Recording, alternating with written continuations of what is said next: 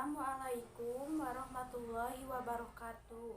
Perkenalkan, nama saya Murni dari kelas 12 MIPA 1. Nomor absen 23, asal sekolah SMA Negeri 1 Jatiluhur. Di sini saya akan meresensi novel yang berjudul 5 cm. Identitas buku. Judul 5 cm. Penulis Doni Dirgantoro. Penerbit PT Gramedia Widya Sarana Indonesia atau Grasindo. Cetakan dan tahun terbit. Cetakan pertama Mei 2005. Cetakan ke-20 Desember 2011.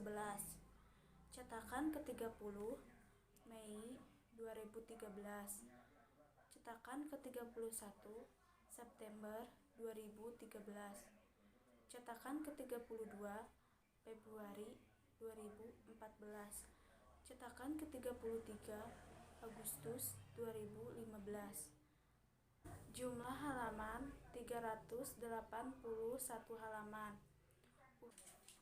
Sinopsis novel 5 cm.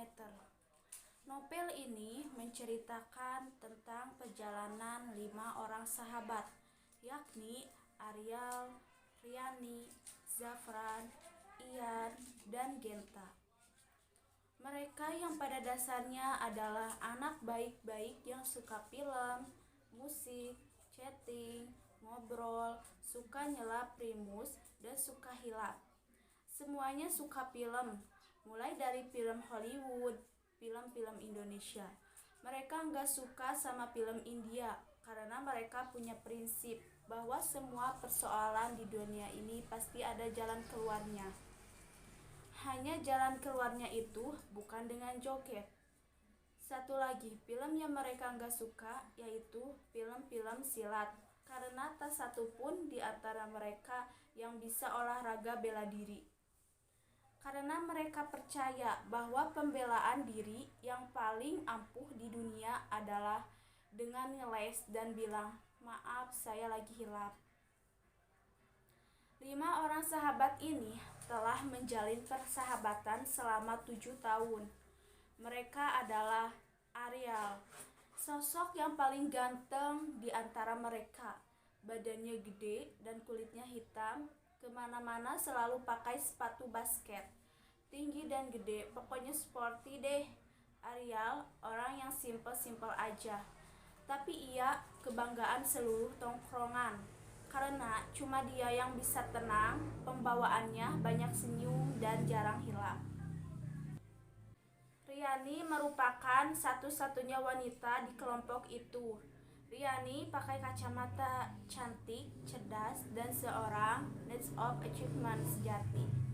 Riani adalah seorang aktivis kampus, siapa saja dan apa saja di debatnya. Soalnya dia banyak baca dan banyak belajar.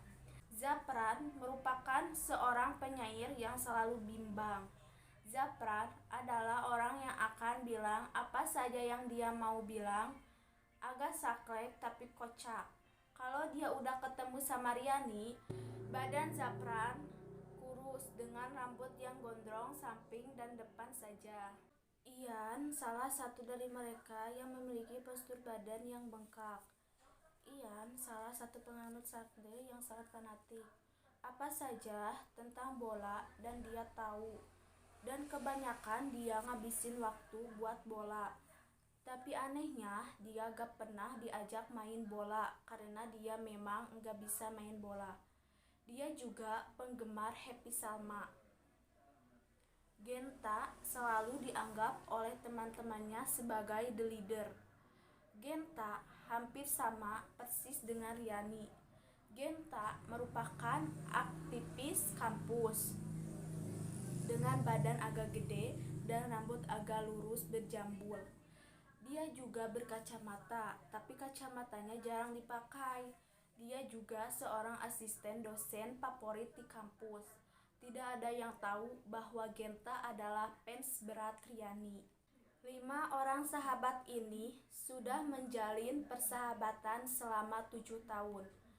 Mereka adalah sahabat yang kompak, memiliki obsesi dan impian masing-masing. Mereka selalu pergi bersama dan ketemu setiap saat. Suatu ketika, mereka merasa jenuh dengan aktivitas yang mereka lakukan bersama, sehingga mereka memutuskan untuk tidak bertemuan, tidak nongkrong bareng, tidak kemana-mana bareng, dan tidak berkomunikasi dulu selama 3 bulan, dan akan bertemu kembali tanggal 14 Agustus. Tanggal 7 Agustus nanti, Genta akan kasih tahu planningnya lewat SMS di mana mereka akan bertemu untuk merayakan pertemuan mereka secara 3 bulan. Waktu berjalan begitu cepat.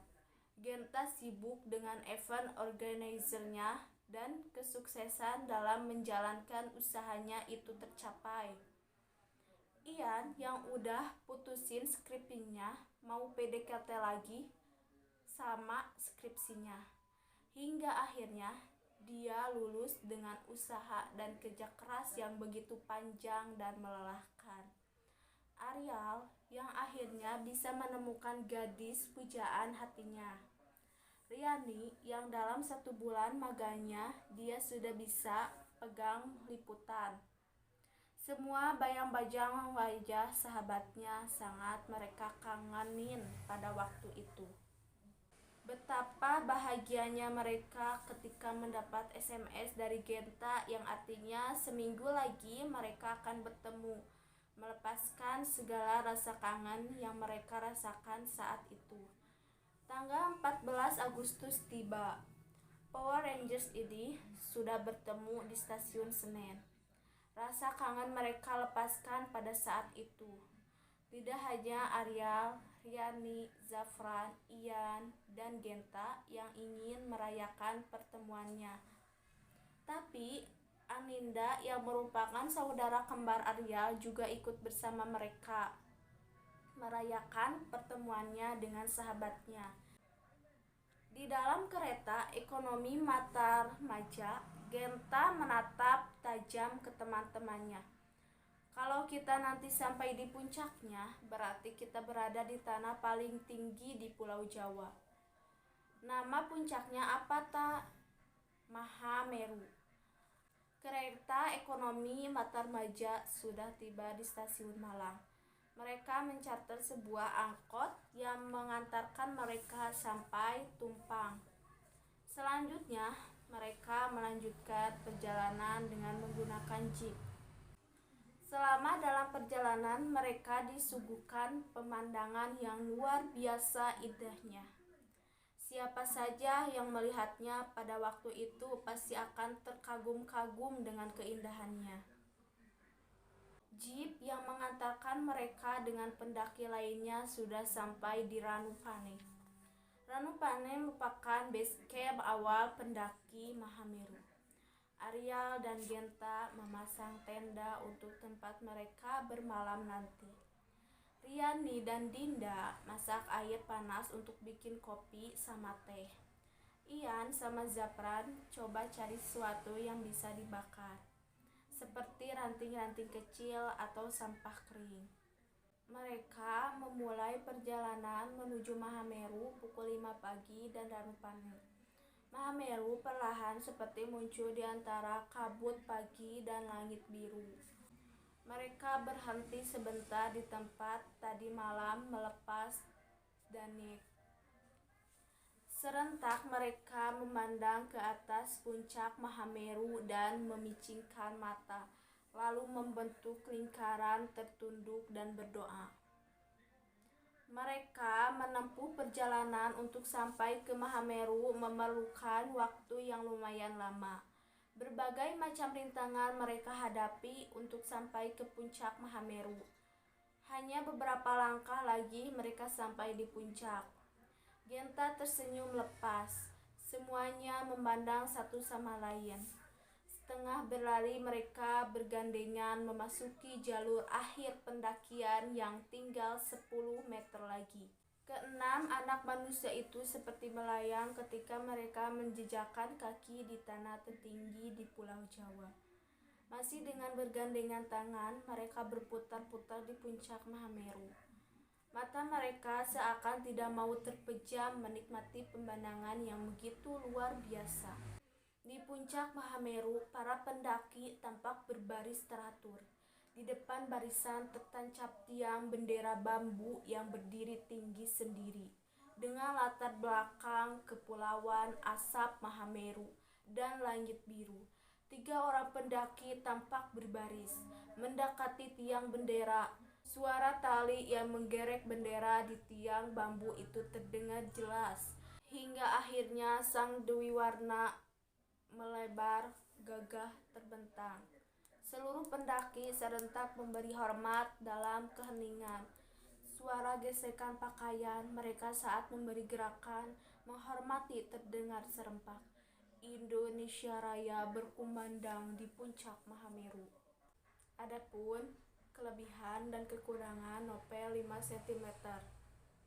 Kelebihan novel 5 cm, ceritanya sangat menarik, menggunakan bahasa yang mudah dimengerti. Alur cerita yang tidak membosankan, sehingga para pembaca ingin membaca buku ini hingga halaman terakhir. Pesan moral yang disampaikan di dalam novel 5 cm sangat baik, sehingga memotivasi para pembaca agar bisa mengejar impian mereka dan membuatnya menjadi nyata. Novel 5 cm ini penuh dengan dialog-dialog yang filosofis dan berisi kisah-kisah yang menginspirasi. Ide dalam membuat novel ini cukup menarik, yakni tentang persahabatan, impian, harapan, dan cita-cita. Satu hal yang menarik ketika si Ian berbicara dengan komputernya untuk memaksakan diri menulis skripsi. Penulis benar-benar hebat, bisa membuat suasana hidup dan seolah komputer itu menjadi sebuah makhluk yang benar-benar hidup. Kehebatan penulis juga terlihat sekali saat menggambarkan dengan detail perjalanan dari Jakarta, stasiun Senen hingga sampai puncak Mahameru.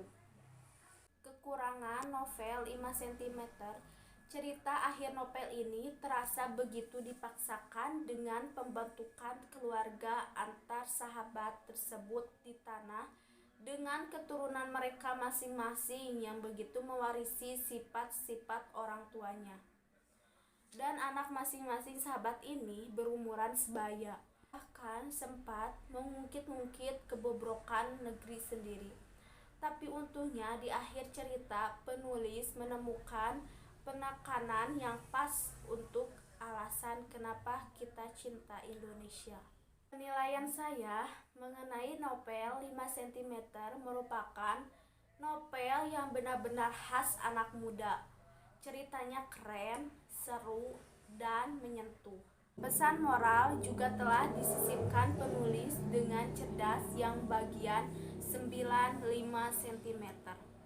Banyak kalimat-kalimat motivasi bertebaran di dalamnya. Seperti yang tampak pada cover awal, novel 5 cm merupakan buku Indonesia sepanjang masa. Jadi kesimpulannya, kalau kita yakin sama sesuatu, kita cuma harus percaya, terus berusaha bangkit dari kegagalan, dan jangan pernah menyerah. Kamu akan dikenang sebagai seorang yang percaya pada kekuatan mimpi dan mengejarnya. Bukan seorang pemimpi saja, bukan orang yang biasa-biasa saja tanpa tujuan, mengikuti arus kalah oleh keadaan, tapi seseorang yang selalu percaya akan keajaiban mimpi, keajaiban cita-cita, dan keajaiban keyakinan manusia yang tak terkalkulasikan dengan angka berapapun. Dan kamu tidak perlu bukti apakah mimpi itu akan terwujud nantinya, karena kamu hanya harus mempercayainya. Percaya pada 5 cm di depan kening kamu.